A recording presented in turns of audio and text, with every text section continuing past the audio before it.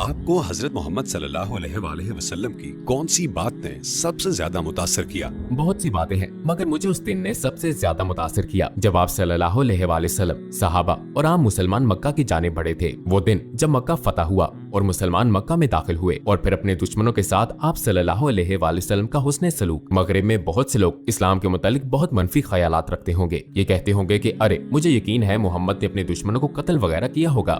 جب یوسف علیہ السلام مصر کے دوسرے طاقتور ترین شخص تھے تو انہوں نے کیا کیا تھا؟